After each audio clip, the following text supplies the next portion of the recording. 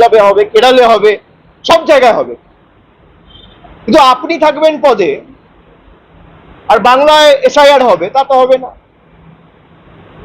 এই ভোটেই তো মহারাষ্ট্রে আপনারা জিতেছে, এই ভোটেই তো হরিয়ানায় জিতেছেন। তাহলে আগে তো এই রাজ্য সরকারগুলোর পদত্যাগ করা উচিত।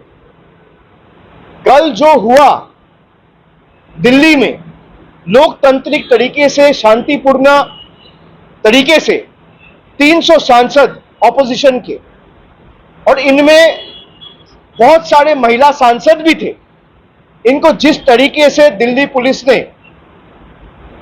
धक्का दिया, इनके साथ बर्ताव किया, इनको रोका, ये स्पष्ट दिखाता है, दर्शाता है कि इलेक्शन कमीशन, चुनाव आयोग डरा हुआ है।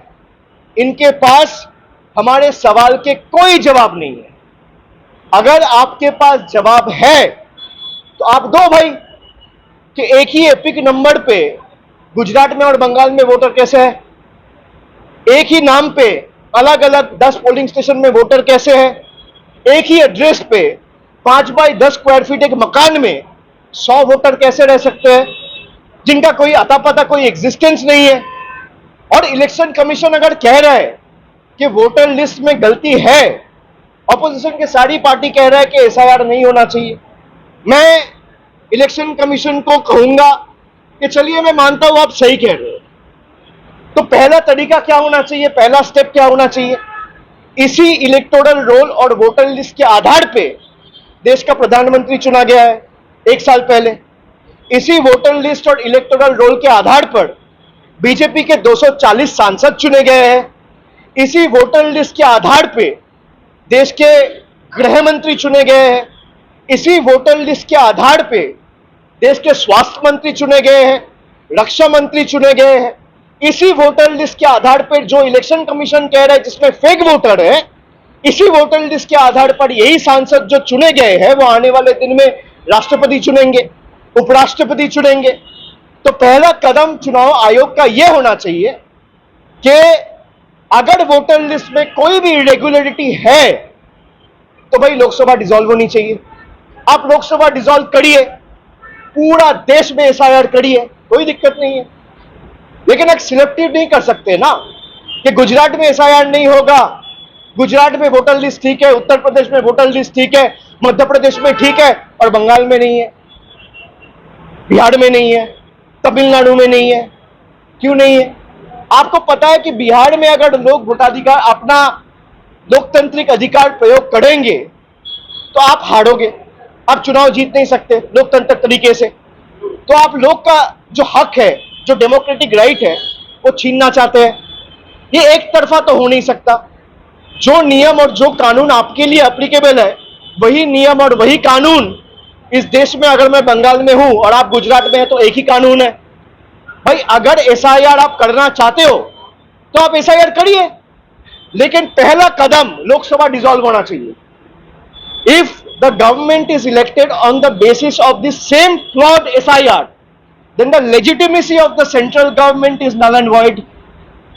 The government of the day should resign. The union government should dissolve. The Lok Sabha should be dissolved. आप लोकसभा डिसॉल्व करिए, पूरा देश में 140 करोड़ के देश में, पूरा देश में, हर एक प्रदेश में आप एसआईआर करिए, कोई दिक्कत नहीं है। आप इसी वोटर लिस्ट के आधार पर चुन के आए हो 1 साल पहले और आप कह रहे हो बंगाल में वोटर लिस्ट गलत है लेकिन गुजरात में सही है, बिहार में गलत है लेकिन यूपी में सही है। भाई अगर गलत है तो आपके ऑपोजिशन, हमारे ऑपोजिशन जितने भी दल हैं, वो स्पष्ट आपके पास सबूत के बदौलत आपके पास इंफॉर्मेशन रखा है कि वोट चोरी कर्नाटका में भी हुआ है, यूपी में भी हुआ है, गुजरात में भी हुआ है और बिहार में भी हुआ है। और बीजेपी ने वोट चोरी करके इलीगली, अनएथिकली, अनकॉन्स्टिट्यूशनली पावर में आया है। अगर एसआईआर होगा तो पूरा देश में होगा और उसके लिए पहला कदम प्रधानमंत्री से लेकर पूरा कैबिनेट को इस्तीफा देना होगा, लोकसभा डिसॉल्व करना होगा, उसके बाद आप एसआईआर करिए। ठीक है, ये मैं स्पष्ट करता हूं। बहुत बहुत शुक्रिया। কিরে তোদের হলো?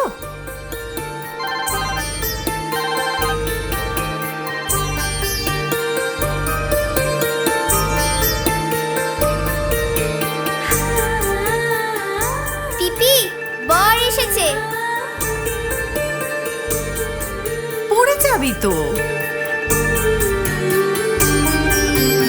আমার বিয়ে আমার বেনারসি, একটা নতুন গল্প তারও, মন ছুঁয়েছে মনের মানুষ, স্বপ্ন যে আজ রঙিন আরো। নতুন স্বপ্নে নতুন করে সেজো, বিমল শাড়ি সেন্টার, কাঁচরাপাড়া।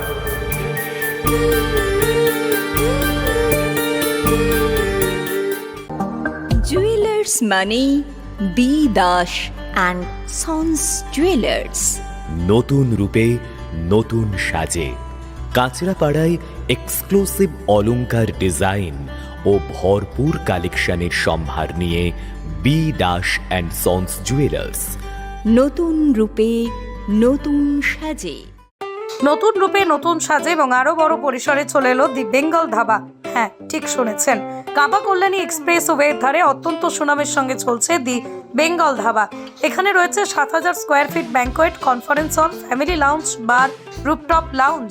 এছাড়াও এখানে রয়েছে ইন্ডিয়ান, চাইনিজ, কন্টিনেন্টাল সহ মাল্টি কুইজিন রেস্টুরেন্ট। তাদের নতুন সংযোজন চাম্পারান মাটন, সাথে সন্ধ্যায় খোলা আকাশের নিচে চা অথবা উপভোগ করুন দারুণ দারুণ ইভিনিং স্ন্যাক্স। তাই আর দেরি না করে দেশ বিদেশের নামি দামি সুস্বাদু খাবার খেতে আজই চলে আসুন দ্য বেঙ্গল ধাবায়।